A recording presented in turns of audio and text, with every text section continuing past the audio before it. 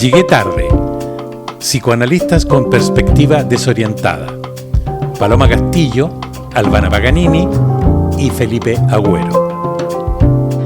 Bienvenidos a Llegué tarde, psicoanalistas con perspectivas desorientadas. Mira, me pasó igual esta semana en un Chile 2025 que fue difícil escuchar a la candidata presidencial con más intención de voto decir que el golpe era inevitable y que las muertes eran inevitables. Resulta aún difícil ver cómo los políticos tienen tanta ambigüedad para relacionarse con los principios democráticos. Pero lo bueno es que si estamos tan atrasados en el mundo de la política, no quedamos atrás en el mundo de la entretención.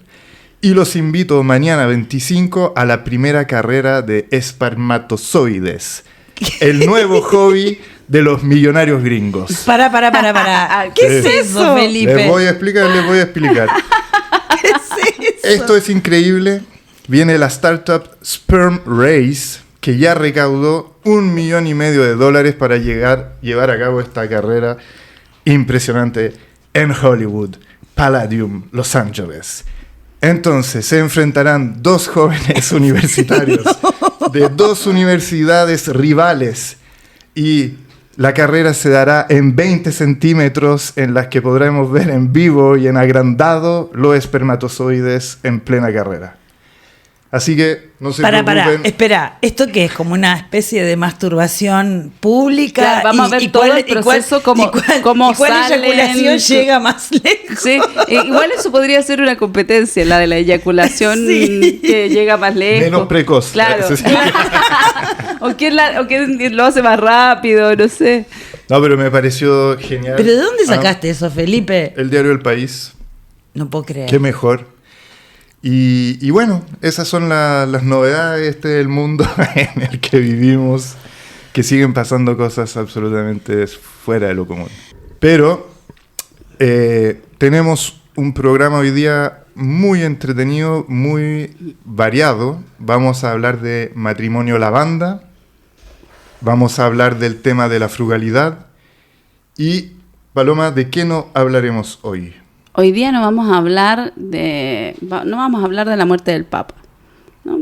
Vamos a dedicar ese espacio a un acontecimiento que ha despertado un montón de debates alrededor de nosotros que tienen que ver ni siquiera tanto con el tema de creer o no creer en Dios o ser o no ser cristiano, ¿no?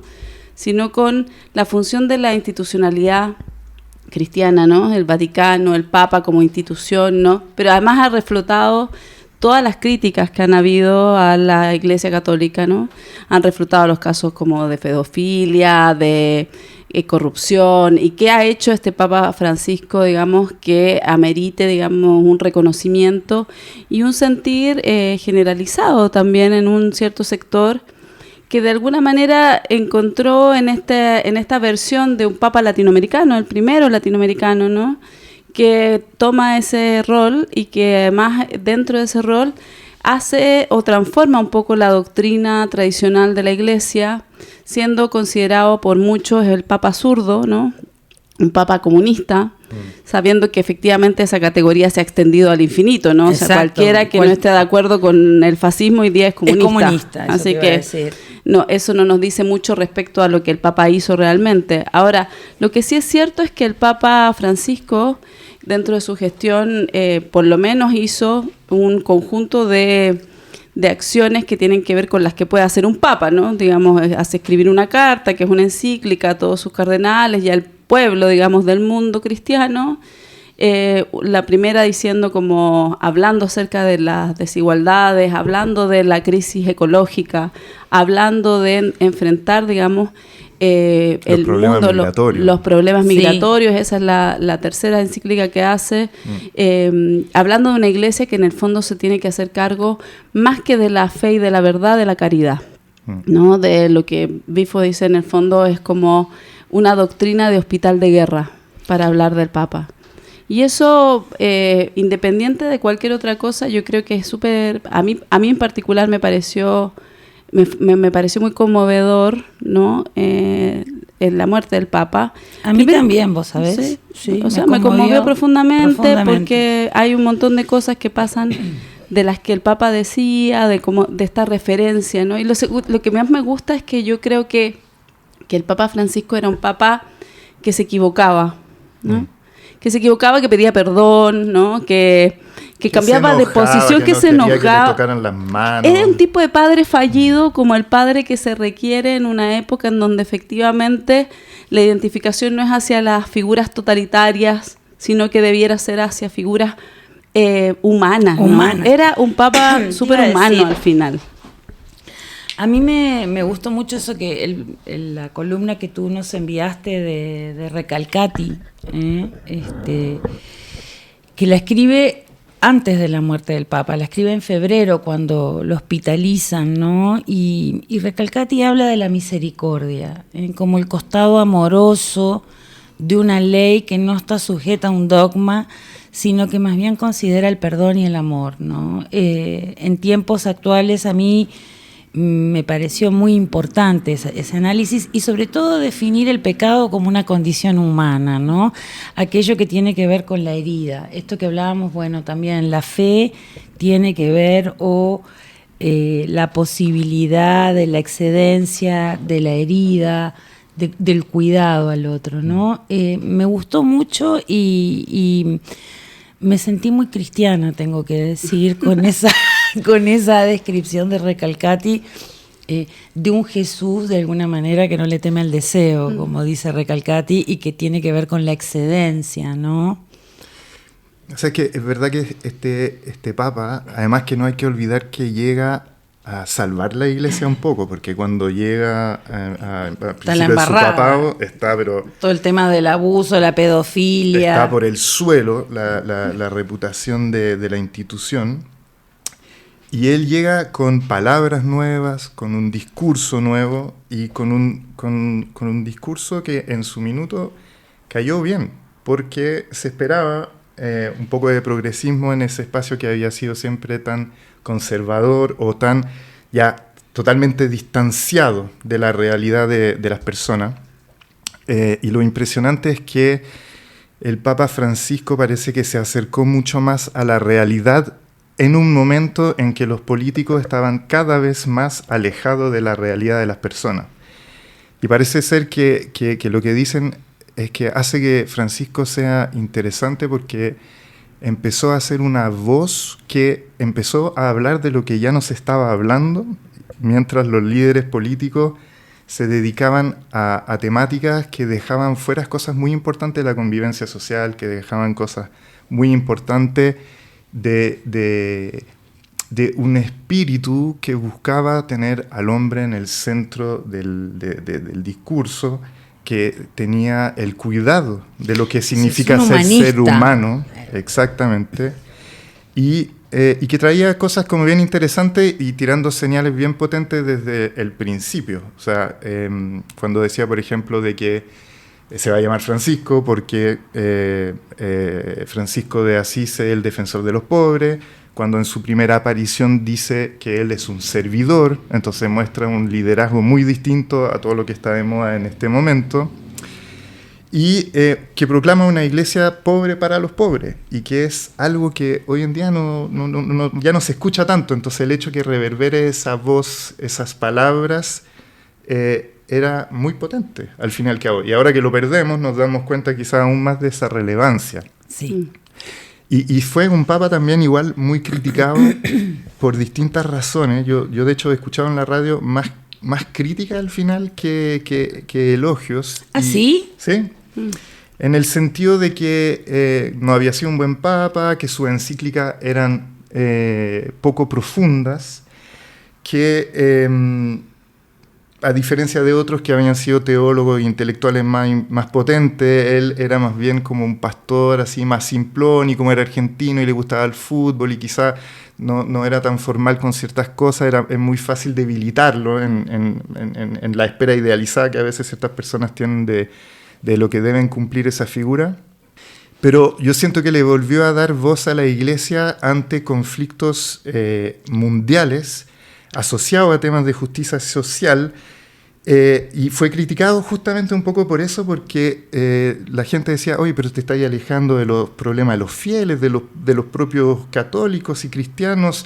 Y eso me parece interesante porque en el fondo no se puso tribalista, excedió su posición para poder tratar de hablar de todos y no solo de su gente. Yo pienso que él vuelve a resituar el cristianismo más allá del catolicismo, ¿no? Y me parece que ahí es importante hacer una distinción. Yo te decía, bueno, me siento identificada con el pensamiento cristiano en el sentido de la misericordia, del amor, del cuidado, de la herida, del perdón, de la compasión, ¿no? Y él sitúa eso, más allá del dogma de los católicos. Sí, o lo recupera, ¿no? O lo recupera de una manera, porque si no la Iglesia estaba muy cerrada en lo dogmático, en los preceptos del catolicismo, ¿no? Y con una cosa muy negacionista frente a situaciones de vulneración de derechos gravísimas, ¿no? Y creo que él tuvo la valentía de abrir eso. Y además fue un papa que, a ver, digamos como su política exterior, así como si el Vaticano tuviese una política exterior o evangelizadora. La tiene. Pero le dicen evangelización. Bueno, pero es una política exterior. Ahora puse el Vaticano doble es un término. Estado, es una especie de Estado. Ahí puse los dos conceptos al mismo tiempo. Pero fíjate que con Francisco se dirigió más hacia África, volvió a tener relaciones con Asia, obviamente fue defensor de los asuntos que tienen que ver con Gaza, y dándole la espalda extrañamente un poco a Latinoamérica, pensando que iba a darle mucho más bola, mucho más fuerza. Porque era argentino. Y dejando bastante de lado lo que debe haber enojado a todas las fuerzas tradicionales, que son los europeos y los estadounidenses. Entonces, él estaba tratando de armar puentes rotos hacia espacios geográficos que estaban muy alejados de Occidente. Y es interesante también esa estrategia que él tuvo. Ahora, bueno, habrá que ver cómo este cónclave que se va a recluir el sábado, qué va a pensar de todo lo que había estado haciendo. Es el sábado que empieza el cónclave. Sí. A mí me da... Yo sentí varias cosas. Sentí como... me produjo mucha impresión el que haya muerto justo después de Semana Santa. A mí también. Y después de la última misa. Claro, y que sus últimas palabras escritas para el mundo hayan sido como lo fueron, digamos, palabras convocando a la paz, convocando a detener las masacres, ¿no? Me parece que es algo que es muy conmovedor. Y lo segundo es que a mí me pasó una cosa que tiene que ver con los temas que me inquietan en general, ¿no? Como me pasó que efectivamente yo sentí que cuando el Papa se murió se apagó una luz para Palestina en el acto, ¿no? Sentí como que había más oscuridad para Palestina y lo que me pasa a mí con Palestina, y porque todo el mundo va a decir, bueno, que en realidad, que fanático, pero otra vez el problema palestino, que tienen que ver con los árabes, tú no eres ni palestina, porque de hecho no lo soy, pero a mí el problema palestino me preocupa en un nivel muy profundo que tiene que ver con la crisis humanitaria que supone la posibilidad de esta guerra civil total, ¿no? La estasis, ¿no? Como de que en el fondo es posible televisar un genocidio, ¿no? Exponer la barbarie de esta manera y que no haya ninguna posibilidad de detenerlo y que no haya ningún líder mundial con suficiente poder para poder detener este espacio, y porque además yo honestamente creo que la sionización del mundo, como dicen algunos autores, de hecho les recomiendo mucho leer el libro de Mauricio Amar, Paradigma Palestina, o el libro de Rodrigo Carmi, Palestina sitiada. Más que un problema exclusivamente local, es un problema de cómo se empieza a reconfigurar una política internacional de exterminio y de apropiación de la tierra por vías absolutamente brutales, y que en realidad donde todo este discurso de la democracia, de la justicia, ¿no? Se soslaya cuando de lo que se trata es de apoderarse de recursos, cuando se trata de apoderarse de la tierra, porque eso efectivamente a nosotros los latinoamericanos nos toca en un nivel muy profundo, porque no es una amenaza latente, ¿no? el día de mañana deciden que en realidad América Latina también es un lugar en el cual los norteamericanos tienen bases norteamericanas de militares en toda América Latina. O sea, un poco como están presionando la paz en Ucrania, pidiendo recursos minerales. Y despedazando al país y dividiéndose las riquezas. Como si fuese normal. Exacto, con una normalidad que naturalizan la violencia, el terror. Repartiéndose la tierra. Exacto, repartiéndose la tierra. Y lo más impresionante de todo es que veíamos la institución de la iglesia como una institución que tenía poca libertad para poder decir las cosas por ese fanatismo que podía estar como en el origen de ciertos discursos de sus líderes, pero acá vemos que en el fondo Francisco era ahora el más libre para poder decir todo lo que decía, porque ningún líder político le hacía el peso. Puede decir lo que él decía, dada las... Un papa que todos los días llamaba por teléfono a la iglesia católica en Gaza para saber si estaban vivos, ¿no? Ese nivel de libertad tenía el Papa, ¿no? Como de tener esta capacidad de decir, bueno, acá está ocurriendo una masacre, los objetivos son civiles. Este Papa. Y que efectivamente él se toma esas atribuciones, lo logra, y eso significa un montón de reclamos, ¿no? De hecho, incluso le para el carro en un minuto a Netanyahu, cuando Netanyahu le dice que Cristo era de esa tierra y hablaba hebreo, y él le dice, no, hablaba arameo, ¿no? Y restituye cosas ahí, con un poder que a mí me da mucho terror, que efectivamente una nueva expresión de una autoridad de una iglesia que tiene una doctrina como lo que tiene la doctrina de la Iglesia Católica, efectivamente implique que cumpla con la tendencia mundial de la fascistización del mundo y que sea un papa fascista. Bueno, pero yo te acabo de decir, bueno, capaz el gran riesgo es que que el cónclave elija un papa fascista y que restituya esa línea política en el Vaticano, ¿no? Bueno, ahí habrá que ver cómo cuaja efectivamente el legado ahora, porque si bien él ha traído nuevos obispos, se llaman, ¿cierto? Nuevos obispos en este cónclave que va a elegir a este próximo papa, igual muchas de las buenas intenciones que tuvo en querer reformar y cambiar ciertas cosas en la institución igual no cuajaron. O sea, dijo cosas sobre el tema de los homosexuales, de los separados, de las mujeres, del matrimonio igualitario, de la participación de los laicos, pero en realidad, claro, nada cuajó realmente propiamente tal así en la institución. Pero igual es importante, ¿no? Sí, claro. El lugar de la investidura de él, de poder hablar tan libremente como él hablaba, ¿no?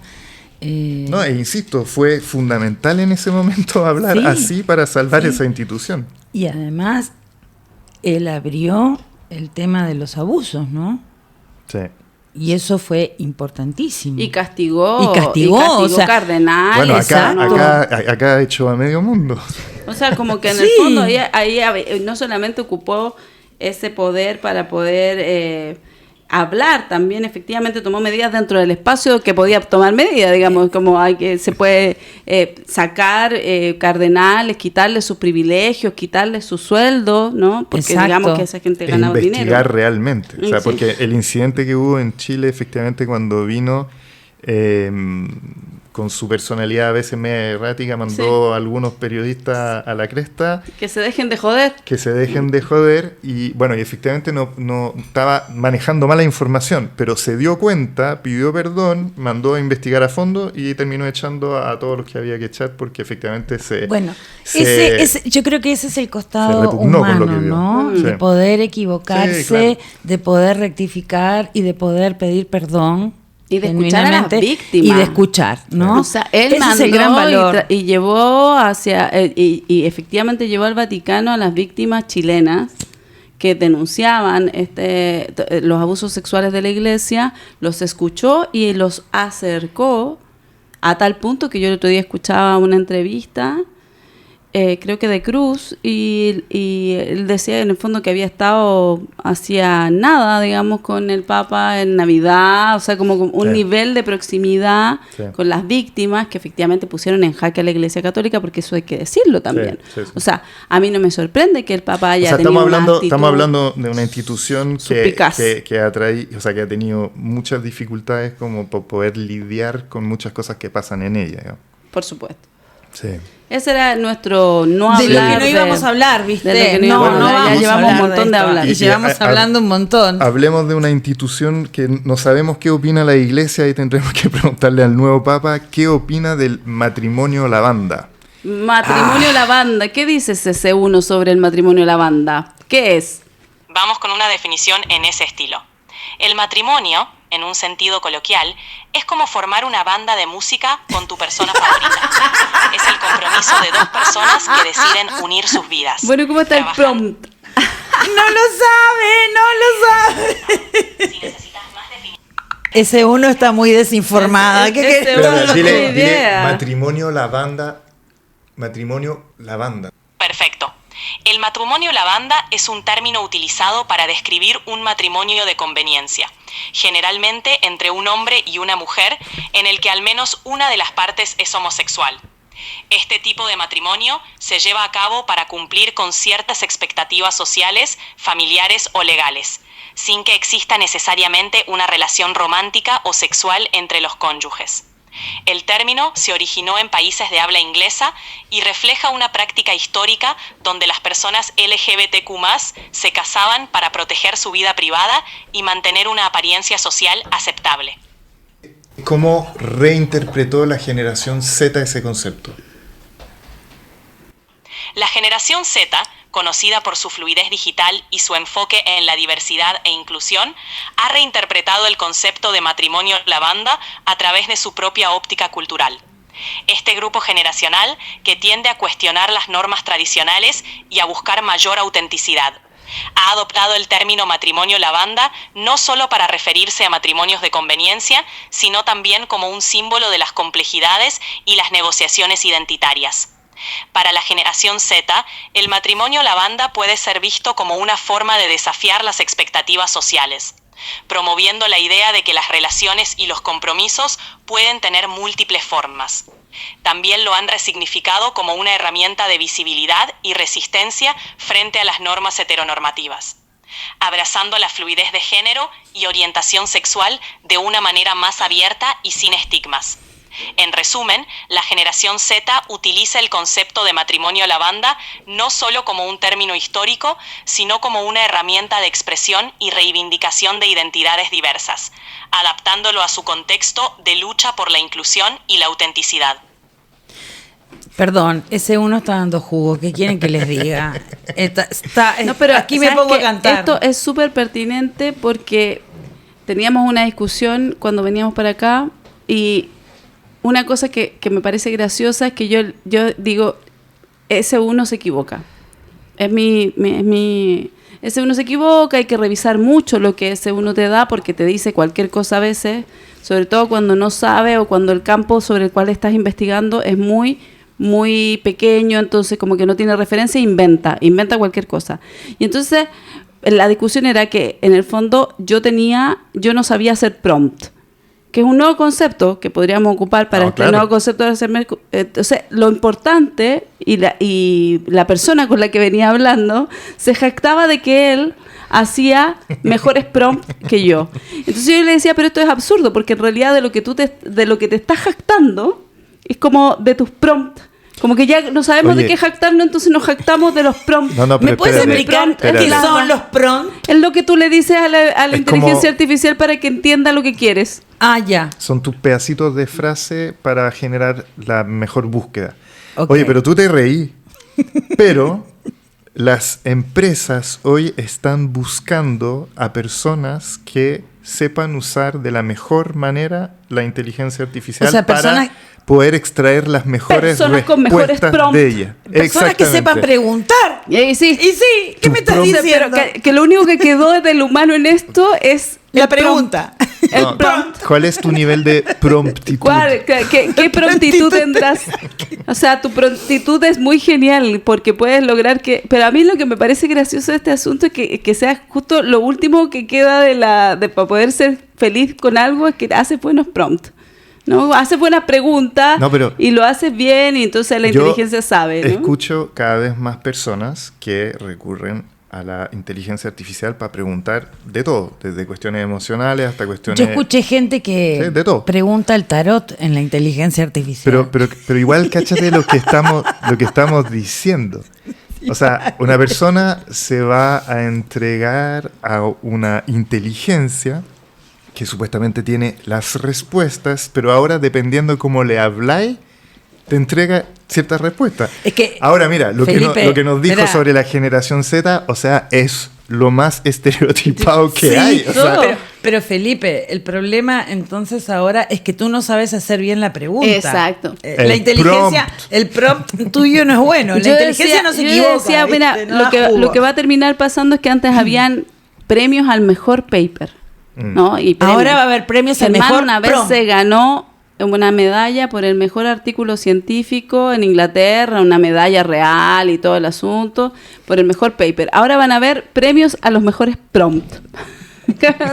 Así hemos llegado a ese premio nivel. prompt. No, claro. y tenemos que empezar a hablar prompt, ¿cachai? Como entre nosotros, como dar las claves. Tú eres un mal psicoanalista si no tienes buenos prompts. Exacto. Bueno, pero a veces el psicoanalista medio enigmático eran prompts. Eran prompts lo que producía. Ahora, bueno, no sé, esto del matrimonio a la banda, qué sé yo. Yo leí el artículo ese del Clinic para... Pero igual digamos lo que decía el artículo sobre la generación Z, porque me parece un poco más interesante que lo que dijo ese uno, que lo que decía es que si la generación Z reinterpreta esa unión, que efectivamente es interesante, antes servía como una especie de conveniencia, cobertura, de personas homosexuales que necesitaban tener como un estatuto para poder estar tranquilo, digamos, para no vivir ciertas presiones sociales. Ellos lo toman como una relación platónica, en donde quieren compartir la vida, los recursos y una especie de espacio de apoyo mutuo que no implique lo romántico o sexual. O sea, un roommate. O sea, puede ser un roommate, lo que sea. No tienen, o sea, yo lo leí, Felipe, el artículo de Clinic y me pareció, dije, esto no tiene nada, qué ciutiquería, dije, qué manera de inventar la pólvora, porque esto es tener un roommate, en fin, es un matrimonio arreglado, eso ha existido desde siempre. No sé, me parece que no amerita ningún análisis clínico empezar a pensar qué le pasa a la gente con eso, no tiene nada. Además, porque había que ponerle un nombre a algo que en general era para obtener la visa. Exacto, era casarse para obtener una visa, casarse para a lo mejor por la crisis como que hay con la cuestión de la migración, esto de ahora ponerle el matrimonio a la banda hace que sea como una reivindicación. Eso hace mucho sentido, digamos. Pero qué manera que tiene la psicología o no sé, las ciencias sociales de inventar términos de cosas que no están inventando la pólvora, que esto existe desde toda la vida, o sea, a mí me pareció de una banalidad bastante... importante, ¿no? Pero igual, de nuevo, como que lo que queda rechazado es ese asunto de lo sexual y también de lo romántico, digamos. Y en lo que leí de esta cosa de matrimonio a la banda, hablan de bueno, no solo de este asunto del agotamiento del modelo romántico tradicional, y no solo soluciones prácticas a altos costos de vida, porque no para de aparecer eso en todo caso. Es como para abaratar los costos de la vida, ¿viste? Pero ¿sabes qué? Lo que me llamó la atención es que decían como el hogar emocional y una necesidad de cuidar y de ser cuidado. Y igual ahí hay algo que a mí me hace ruido porque, bueno, está claro que en nuestra sociedad, que por más evolucionada que pareciese ser, está cada día más hostil igual en el tema de los lazos. Y estos jóvenes necesitan como tratar de encontrar un lazo como desprendido de lo sexual o de lo romántico, a mi parecer, porque hay tan pocas garantías hoy como de estabilidad en ningún nivel, que ya no tenés ni para arriesgarte a quizás sufrir por amor, ¿me entendés? A un matrimonio normal. Claro. Ahora, uno puede entender eso. ¿Sí? Obvio que sí. Sí. La cosa no es fácil, pero... O sea, de hecho, Pero- como que pero lo me que me entendía lo parece que más vos- cómico es que un matrimonio, que es, yo creo que de las instituciones que existen, la más conflictiva, ¿no? Porque sostener una pareja por largo tiempo, además con todas esas cosas que te dicen cuando te casas realmente, ¿no? De todos los compromisos que adquieres, cuidar al otro, la salud, la enfermedad, etcétera, bla, bla, bla, es una entidad que contiene conflictos desde el minuto en que, antes de casarte, ya tenéis un conflicto.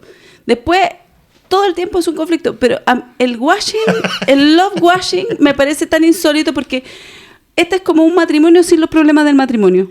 O sea, Exacto. sin la demanda de sexo. Un matrimonio sin lazo. Claro, porque uno de los grandes problemas de los matrimonios es la demanda sexual, hay que decirlo, ¿no? Como en realidad, bueno, que la gente se No, pero casa ahora por podéis ver 20 carreras de años con el espermatozoides. mismo tipo, claro, pues, la carrera, pero ese es como un problema de la fertilidad, ¿no? Como compitamos porque No, si hay eso es una fertilidad. pelotudez patriarcal. No, es una pelotudez. ¿Quién tiene la Es una pelotudez y punto. Ni siquiera es patriarcal, sí. es solo una pelotudez. Pero el punto es que aquí el love washing lo que hace es como decir, bueno, a esto, que en realidad es un matrimonio por conveniencia, que antes se tenía que hacer porque efectivamente la población LGTBQ era tremendamente perseguida Sí, y pues. no tenía ninguna versión ni familiar ni comunitaria de ser acogida en sus prácticas de amor y de sexualidad. Entonces tenían que hacer esto para poder decirle a la familia, yo me casé, mira, y ahora cada uno hace lo que quiere, ¿no? Cuestión que existe desde que el mundo es mundo. Eso iba a decir, esto no tiene nada de nuevo, che.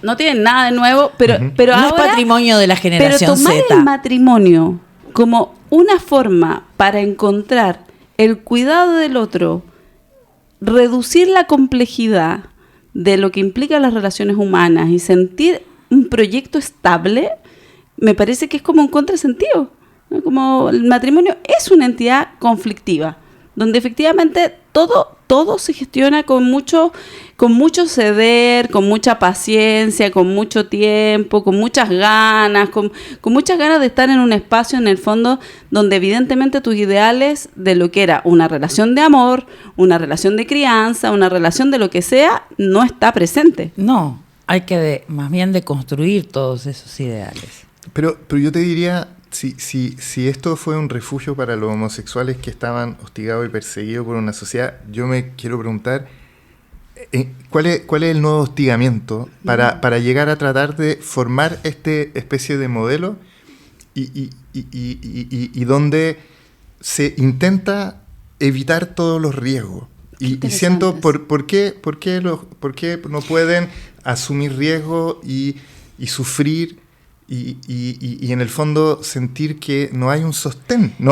¿En qué lugar hay un pero sostén ¿qué le pasa a cuando las tú te personas caes? que no quieren Acá pagar ni un costo ni un riesgo de nada, ¿no? Parece que es como un contrato previo que hay, que no va a pasar esto, no va a pasar lo otro, no va Claro, a ser es como así. si estuviesen cuidando Sí. todos los espacios para que no se anticipan rompa nada. Para que nada se rompa. Entonces, ¿qué posibilidad hay de construir una pareja así? No, pero yo creo que están Es la no tratando de pareja. armar ese espacio porque sienten que está todo roto alrededor. Es probable. O sea, entonces es muy triste esta cuestión, ¿me entendés? Como de no poder pensar que se pueden arriesgar, y además hay todo este tema como de y que no de hay garantía, idealizaciones, Felipe. pero Que eso... exactamente, que no existen garantías. Pero eso está difícil de asumir cuando se te meten en la cabeza todo el rato que acá no se falla, que acá no se cae, que acá no hay falta. ¿Me entendí? Todo ese asunto que está muy metido hoy en día. O sea, lo único que viene con garantías en este mundo son los electrodomésticos. El resto no tiene Pero ninguna tienes que garantía. pagarlo igual. Y además hay que pagarlo. No, pero eso están hecho y pagar para... la garantía adicional. Están no hechos jodas. para romperse en 3 usos, además. Sí. Pero es algo así. Eso genera ¿no? mucho Es como, problema matrimonial. Este matrimonio de la banda es como una garantía, ¿viste? Como un certificado de garantía, algo así, ¿no? Pero qué increíble, ¿no? Y lo más increíble es que los psicólogos estemos definiendo esto, discutiendo, cuando en realidad tenemos que pensar qué le pasa a la gente que no puede construir un vínculo con conflictos. Y eso esa pregunta que hace Felipe, que me parece Está súper buena. interesante. ¿Qué es lo que hace qué amenaza a los individuos como para que el lugar de refugio sea construir un matrimonio sin los conflictos del matrimonio, ¿no? ¿Qué es lo que está amenazando? La soledad, yo creo, ¿no? El que en el fondo te mueras solo, en un lugar donde no le importes a nadie, ¿no? Claro, es como si se buscase como un refugio, pero como tratando de decirle al otro, oye, seamos hermanos y no hagamos ninguna cuestión rara, porque si no la vamos a cagar. Porque si nosotros cagamos, afuera no hay nada que nos sostenga, no hay nada que nos ayude. Entonces es muy rara esta situación. Además, suponiendo que la relación, porque también está la idealización de la relación de hermanos, ¿no? Como si fuera pacífica, como si fuera ¿no? pacífica y sin conflicto, ¿no? Había leído una investigación en el que le preguntaban a esta generación Z justamente qué les llamaba la atención de los vínculos que veían en las series, por ejemplo. Y sabéis que los que más le llamaba la atención eran las relaciones de amistad. No las relaciones amorosas o las relaciones, bueno, no sé, de seguir a un líder, de camaradería, pero como que había una insistencia en esto de una relación platónica, donde no se interfiera nada de romántico sexual y de estar juntos, ¿me entendís? Entonces yo creo que eso debe decirnos algo, pero claro, es difícil entenderlo porque ya están tan raras las cosas, ya como que todos los conceptos están tan extraños, y son tantos conceptos, sí. y hay tantas tribus como que... Sí, pero ahora, yo creo que el tema de la soledad es súper importante, ¿no? Pero el desamparo, sí, Sí. como algo que va por ahí, ¿no? Pero es interesante pensar esto, ¿no? De la experiencia del amigo, ¿no? Porque parece que es algo que hoy también está en cuestión.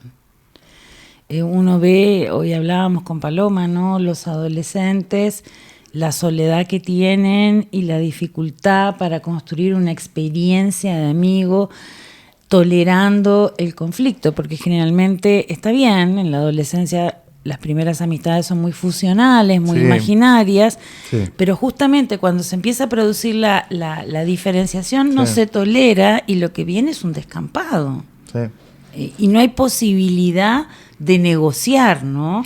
No, y y esto claro, es como una cosa uno funcional en muy la amistad, regresiva, este matrimonio de la banda. En ¿viste? realidad en la amistad uno sufría unos dolores pero brutales, terrible. cuando caía la fusión justamente y aparecían las diferencias. Y ese dolor de la amistad es preparatorio para la pareja también en un adolescente. La experiencia del amigo, de los amigos, del dolor, de la diferencia cuando empezás De defraudar, de ser defraudar al defraudado. otro. Bueno, para mí son experiencias que preparan a los adolescentes, por ejemplo, para la vida. Y hoy por hoy parecería que eso no se puede tolerar.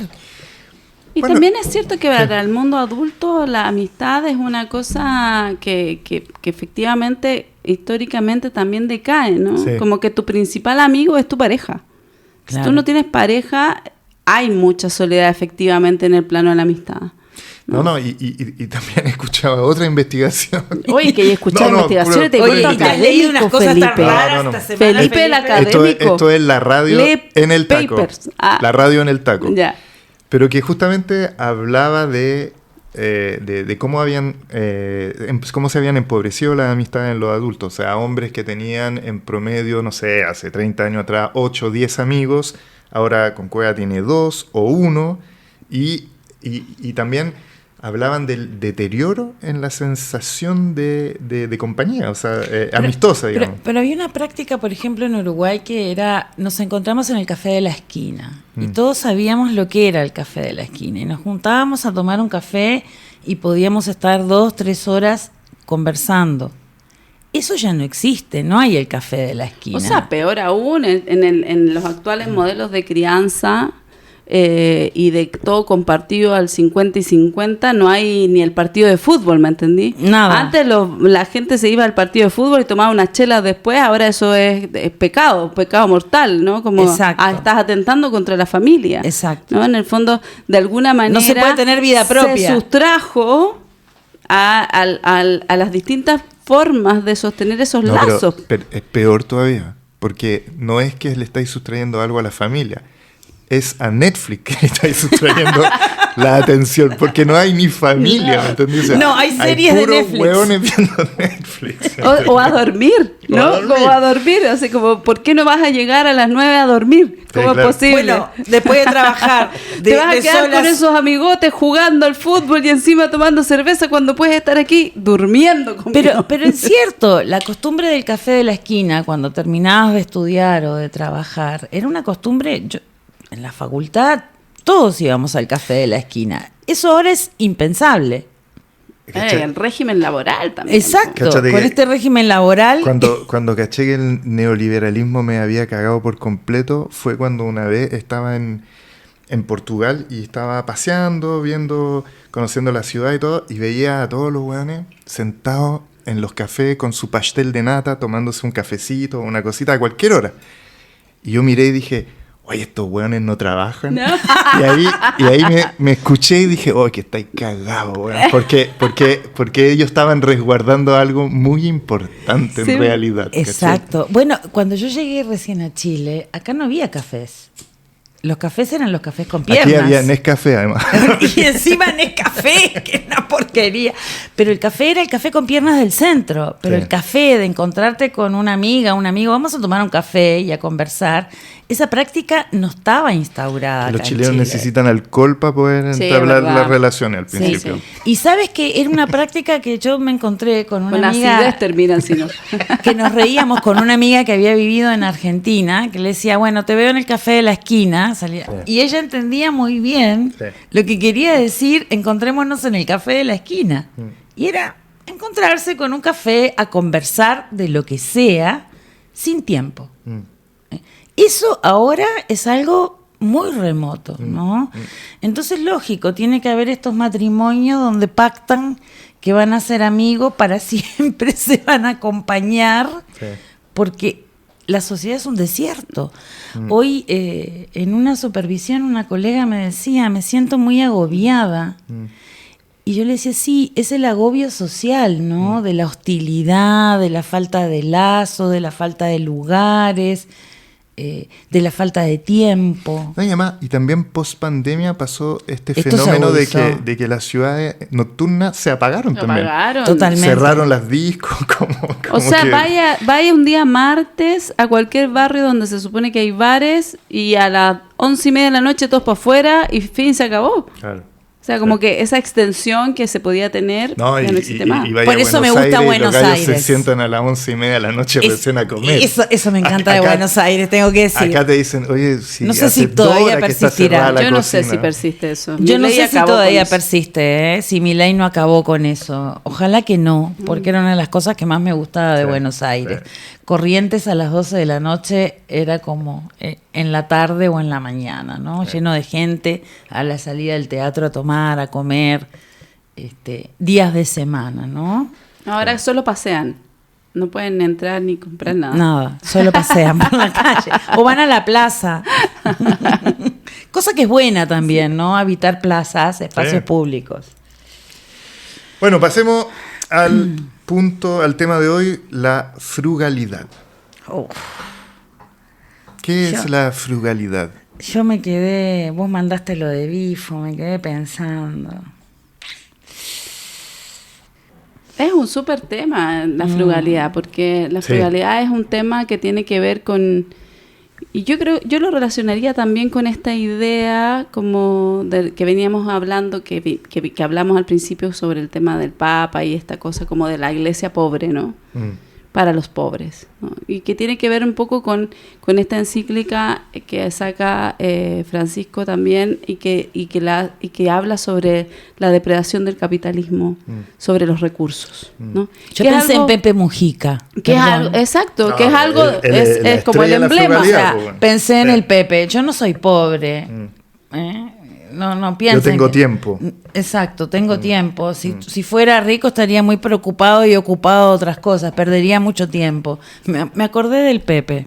No, claro, porque la frugalidad es una invitación, es una práctica de resistencia al final, ¿no? Que es súper jodida en un sistema como este, porque en el fondo lo que implica, digamos, es que tú tus aspiraciones, digamos, no son a morir de hambre, sino que a comer, a consumir lo que necesitas. Y esa enajenación que hay, que es propia del sistema capitalista, ¿no? Que te impone una serie de necesidades que no tienes, ¿no? Entre ellas la de la acumulación, por ejemplo. La voracidad. Y la cantidad inmensa de gente, por ejemplo, que su preocupación a los 27 años es comprarse un departamento, ¿no? Que a mí me parece que es el ejemplo vivo de una lógica que está pensada en función de la acumulación. Porque no es vivir en el departamento. No, es comprarlo. Es comprar un departamento y arrendarlo, ¿no? Es gente que tiene 25, 26, 27, 28 años y está pensando en su jubilación. O sea, se están muriendo ya. No, porque la propiedad privada es tu sustento, es tu salvación. Sí, en eso está basado efectivamente la filosofía de esta cuestión. Claro. Y en eso se termina transformando el fin de tu existencia. Claro, pero en el fondo, si tú lo pensáis, hay una filósofa argentina que vive en México, que ella es mexicana en realidad, que es Silvana Rabinovich, que tiene cosas preciosas, pero además yo tengo la fortuna de conocer en persona y haberla entrevistado varias veces, y que ella una vez me contaba, ¿no? Que en el fondo ella ha trabajado con comunidades nómades con los saharaui, y que una vez estaba en un viaje con ellos acompañándolos y que tuvo una pesadilla. Ella vive en México, que es como vivir en Chile en relación a los temblores, y soñó, estaba ahí en ese viaje y soñó que había un gran terremoto. Y se despertó muy asustada de este sueño, y se despierta y está en una carpa.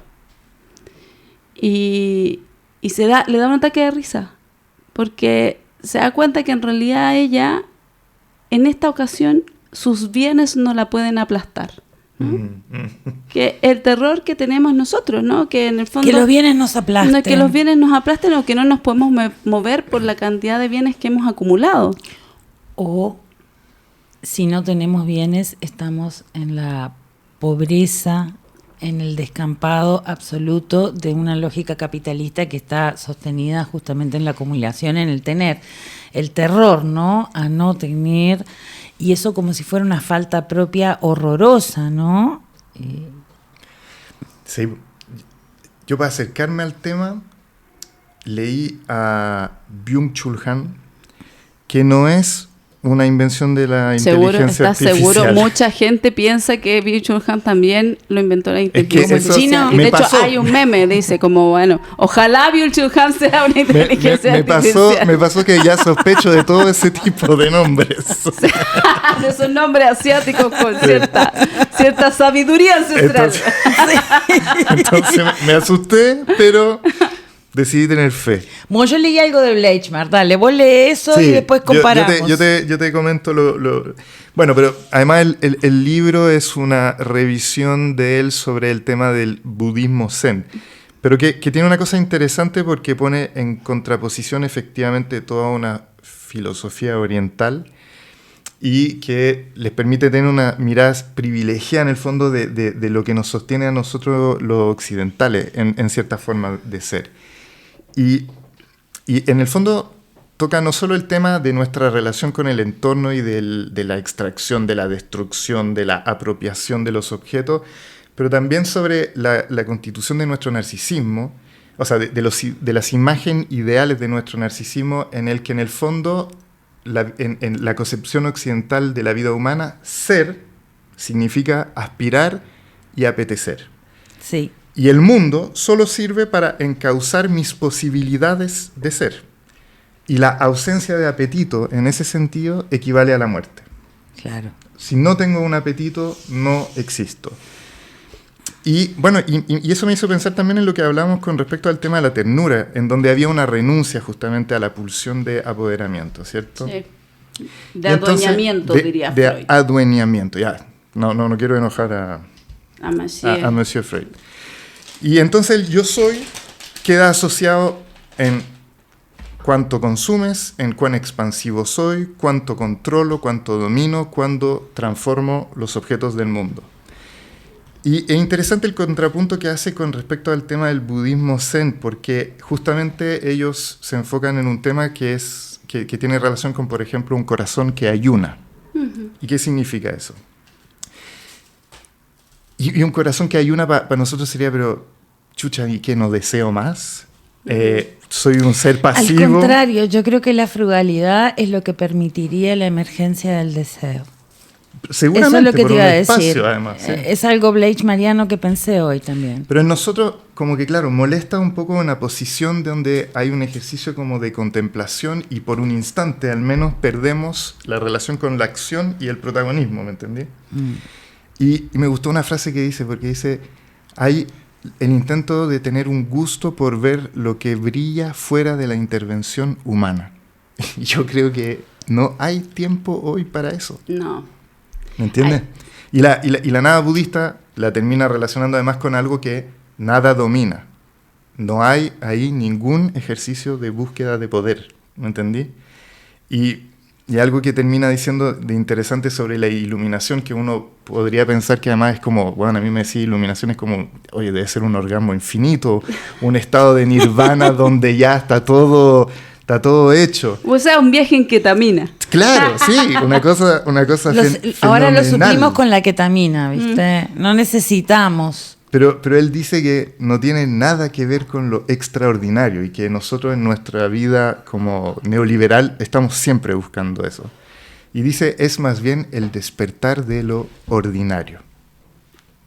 Que me lleva mucho a pensar en esta película que causó un gran impacto y que yo no sé si la gente llegó a hacer como un análisis más tan profundo como el que estás haciendo, que es la película de Wim Wenders, ¿cómo se llama?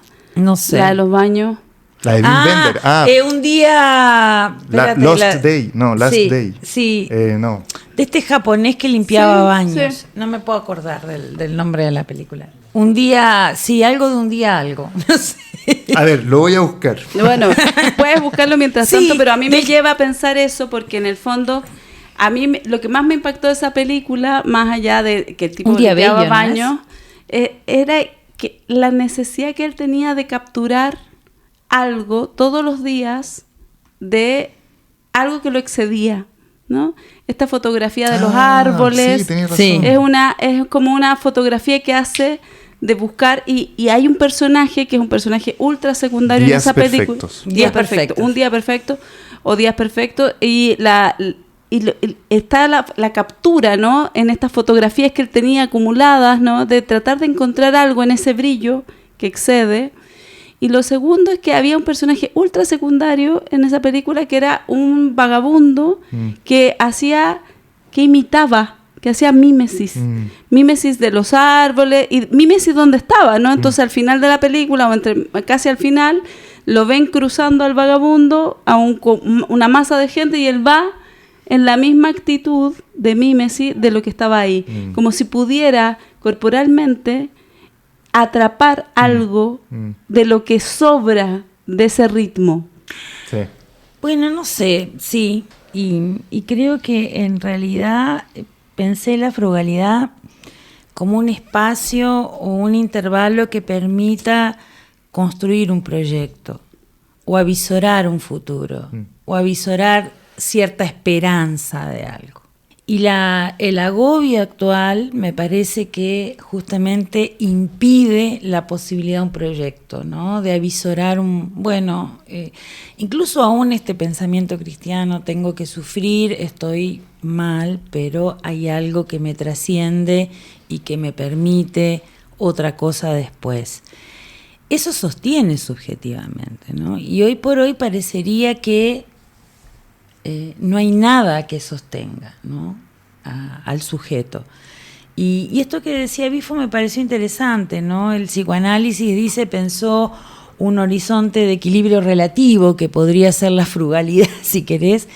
Incluso dice, con las guerras mundiales, Freud podía pensar en un porvenir. Y hoy estamos en una ultimidad, dice él, ¿no?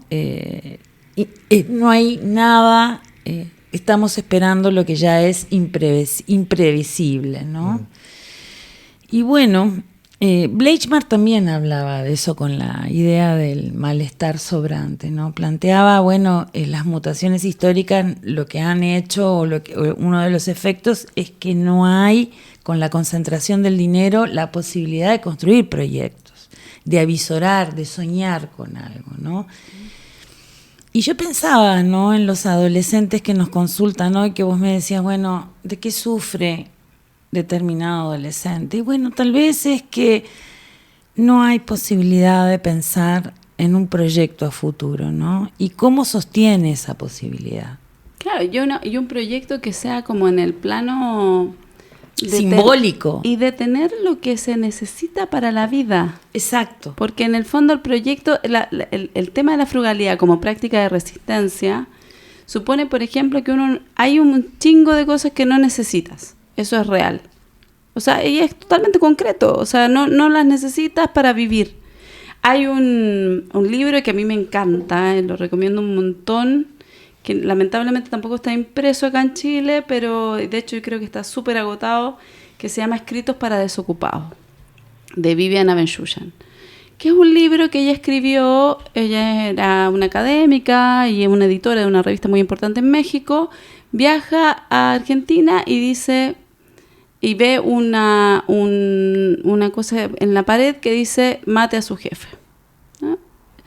Y entonces ella renuncia a la universidad, renuncia a la editorial donde trabajaba y todo, y empieza un viaje que va acompañando con un conjunto de ensayos que está en Escritos para Desocupados, que además tiene una playlist para desocupados, que es una reflexión sobre el ocio, ¿no? Sobre el valor del ocio, sobre el valor del tiempo de que tú destinas para el ocio, y que, entre otras cosas, rescata una experiencia que me parece interesante en el tema de la frugalidad, que son los freegans, ¿no?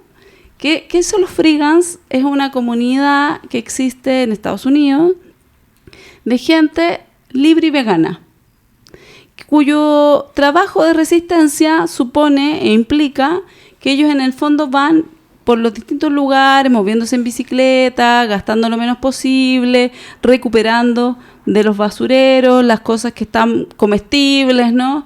Y que en el fondo han hecho de eso una forma de vida porque la frugalidad también supone cosas como el reciclaje, ¿no?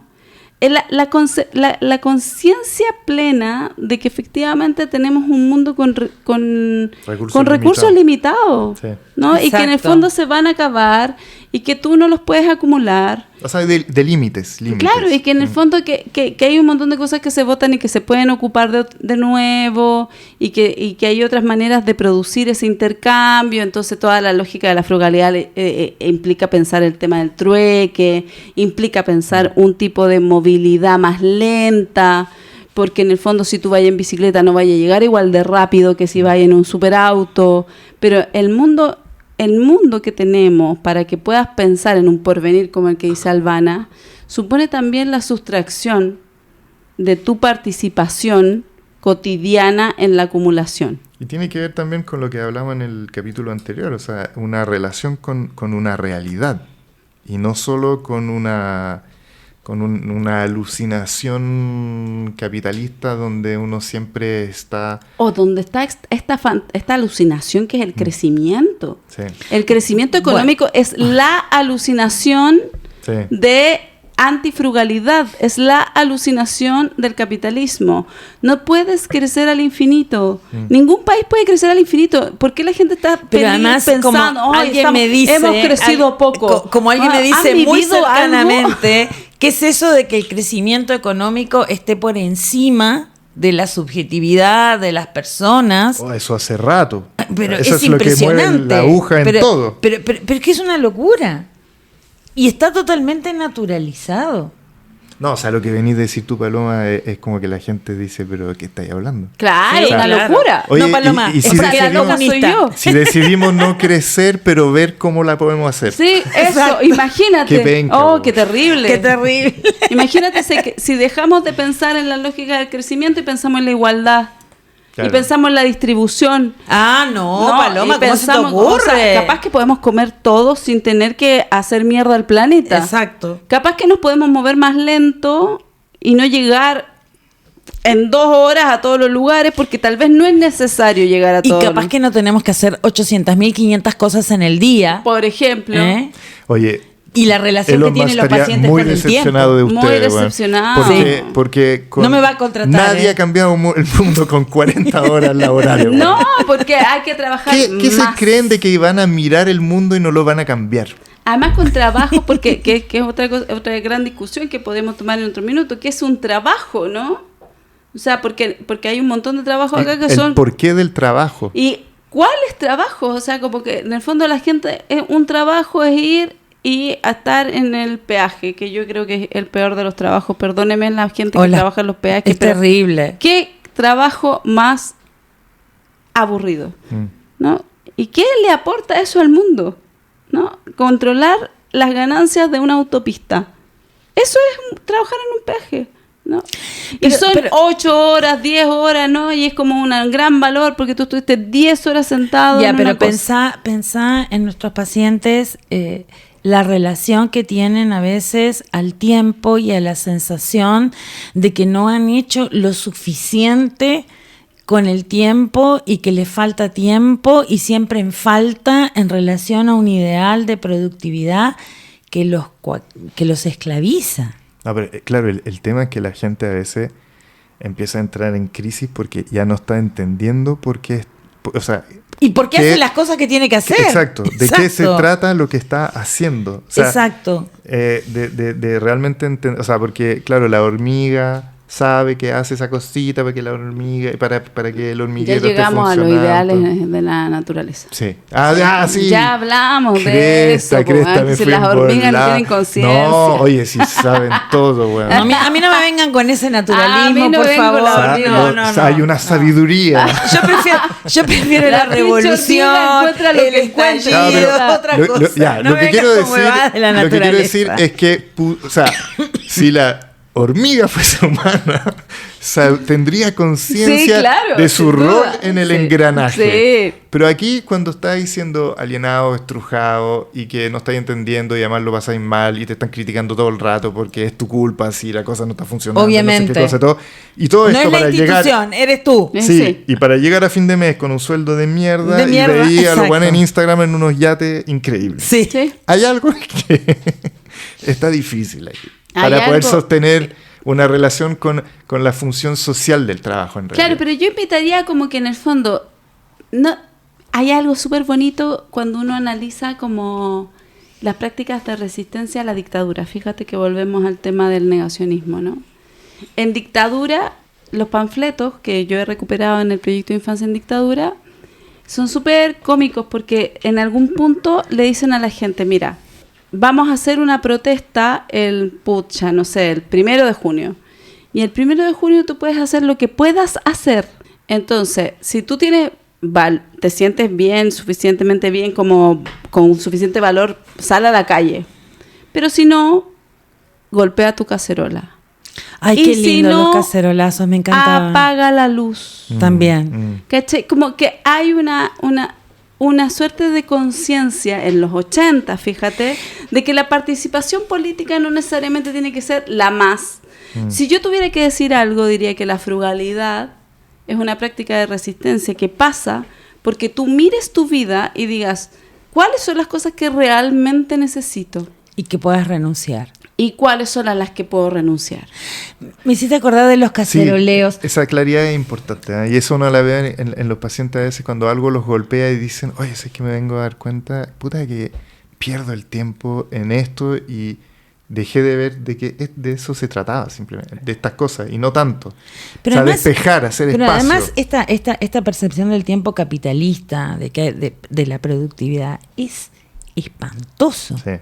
Es espantoso, genera unas angustias en las personas y un malestar, que es el agobio de la cotidianeidad, ¿no? Me estaba acordando de los cacerolazos. Qué felicidad que fue en ese momento escuchar ese ruido con todos los vecinos y la sensación de comunidad y de porvenir, ¿no? De cierta ilusión de que podía haber otra cosa. Sin matrimonio la banda, ¿viste? Sin matrimonio la banda. Habían y sin otros. ningún contrato, habían otros, y sin ningún contrato que preestableciera todas las reglas de lo que iba a pasar y sin garantía, ¿no? Y ahora eso parece que ya no opera. ¿Estamos en el tiempo Sí, ya? Bueno, sí. dale. Bueno, ¿Viste que el tiempo nos atrapa Sí, también? por Y viste que supuesto. nos marcan las pautas del tiempo. por supuesto, por supuesto. Estamos alienados. Sí, Bueno, sí, vamos al minuto cafebrería. Bueno, parto yo. Bueno, parto yo. Es una lectura de la mirada del otro. Veo las miradas. Ah, sí. Bueno, película El Cónclave, 2024, dirigida por el director Edward Berger. Muy interesante, yo la encontré bien como inteligente y nos adentra en ese espacio que igual es tan peculiar. A veces uno lo ve y es tan serio y al mismo tiempo tan absurdo, pero es una de las instituciones más antiguas, humanas, que sigue permaneciendo a pesar de todo, contra viento y marea. Y donde pasa de todo, y donde vemos a estos supuestos hombres más sabios llevados por sus pasiones, llevados por la necesidad de poder, y por tratar también igual de tener una relación con su conciencia y de tratar de sobrellevar virtudes también. Pero ahí está el conflicto. Y bueno, mucho más, pero eso. Sí, yo ahí como que te enrolaría también, que creo que es súper importante, además de Cónclave, ver los Borgia, ¿no? Ah, sí. Bueno, Qué gran y leyeron la serie, Roma Jeremy o si no, Irons. léete la Roma de los Borgias de Apollinaire, que es una novela del año de la cocoa, pero que está muy buena. Como que la gestión política del Vaticano ha sido históricamente, en todo momento, un gran lugar de sexo histórico. A mí, yo debo decir que yo leí... Que tiene su parte Pará. buena. Sí, claro. Sí, yo leí Pasaban cosas. la Roma de los Borgia Pasaban siendo muchas adolescente de Apollinaire y quedé impactada. Sí. Impactada de la degeneración. Sí, ¿no? Increíble. Sí. A mí me parece Y de que todo tipo de perversiones. por favor, vean los Me producía Borgia una de curiosidad. Jeremy Irons. Es la mejor serie de los Borgia, porque hay muchas, pero yo diría que donde está Jeremy Irons es la mejor. La mejor Claro. serie de sexo histórico y la mejor serie para Perdón, entender lee la novela. Claro, lo fallido de la experiencia de que a veces se supone pura Claro. en un evento como ese. Sí. Y de libros, yo traje, o sea, había pensado, hay varias cosas que ya hemos dicho, pero creo que una es un libro o cualquier libro, ¿no? Cualquier libro de Rebecca Solnit me parece que son tremendamente potentes, ¿no? Porque Rebecca Solnit hace un tipo de ensayo muy comprometido con las reflexiones contemporáneas y en particular que se llama Esperanza en la oscuridad, la historia jamás contada del poder de la gente, es un libro sobre modos de resistencia, ¿no? Y invisibles, inexistentes para el mundo público, pero donde efectivamente se han construido cosas, y yo creo que si hay algo del orden de la esperanza que todavía persiste, está en esas historias jamás contadas del poder de la gente que lograron cosas. Bueno. Y un segundo libro que me parece muy bonito y muy dramático también es La parábola del sembrador, de Octavia Butler, que es un libro sobre un tiempo apocalíptico, ¿no? Donde efectivamente todos estos consensos sociales están totalmente derribados. Y es interesante en el punto de lo que hemos hablado hoy, ¿no? Hay un momento en que ella funda su propia religión, la protagonista funda su propia religión que se llama como Semilla Terrestre. Es hija de un pastor y ella va construyendo en este escenario totalmente apocalíptico un escrito que en el fondo tiene que ver con cómo vivir en la tierra, ¿no? Y pues se llama Semilla Terrestre y es interesante en algún minuto cuando ella piensa, que es algo que podemos hablar en otro podcast, como ella tiene un diálogo que me parece muy interesante donde ella dice con otro que está como incrédulo de su suerte de secta, porque es como una secta lo que está fundando al final, es que en el fondo hay algo importante en el orden de la religión, ¿no? En creer en la fe, de que efectivamente hay algo que te va a proteger, que es el ser humano, que puede estar en el cielo, o puede estar en la tierra, o en la siembra, o no sabemos dónde, pero que te garantiza de alguna forma un futuro, Sí. ¿no? Y eso no lo pueden garantizar los individuos, sino un pensamiento más general sobre lo que viene, ¿no? Y eso al final siempre tiene su cierto carácter religioso, ¿no? Se puede ser un marxista religioso, se puede ser un anarquista religioso, ¿no? Pero siempre hay una idea de futuro en todas esas doctrinas, Y de una ¿no? ilusión, ¿no? De una esperanza. Bueno, yo voy a recomendar un escritor que hace tiempo que leí, que se llama Guillermo Arriaga, es un mexicano. Leí hace unos años atrás una novela que se llamaba Salvar el Fuego y me alucinó su forma de escritura, porque Salvar el Fuego es una novela que contiene muchas novelas al mismo tiempo y está escrita magistralmente. Ganó un premio, creo que es el premio Alfaguara. Y encontré ahora otro libro de él que se llama Extrañas, que es curioso porque es un escritor mexicano que escribe sobre el 1700 y tanto en Inglaterra. Se trata de un joven heredero de un condado con una fortuna inimaginable que renuncia a todos esos privilegios porque quiere ser médico, cuando en esa época ser médico era ser brujo prácticamente, ¿no? Porque tenía que formarse con personas que investigaban. Entonces el texto se llama Extrañas y este joven decide ser médico cuando se encuentra con...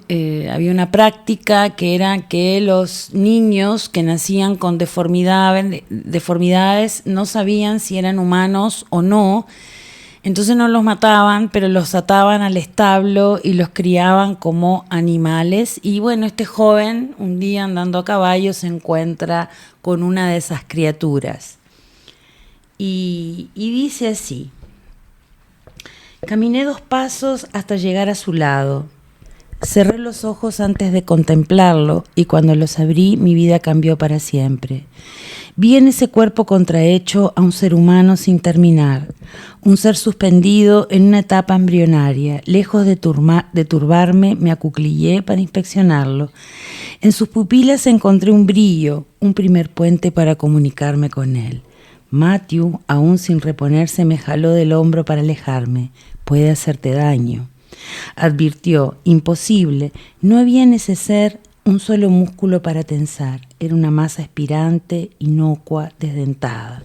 Continuamos mirándonos a los ojos. ¿Había en su atismo un ruego o solo era un cuenco vacío donde rebotaba la luz del amanecer? Le formulé una pregunta absurda. ¿Estás bien? La criatura no respondió, era evidentemente su desconocimiento del lenguaje. Es magistral este escritor, pero es impactante, es un mexicano, se los recomiendo, Guillermo Arriaga. Empiecen por leer Salvar el Fuego, y después pueden leer este que se llama Extrañas. Lo recomiendo. Buenísimo. Bueno, ya estamos, ¿no? Estamos, nos despedimos. Muchas gracias por escuchar. Nos vemos prontito. Chao, chao. Chao. Desde la Cafebrería, un espacio que piensa, crea y debate.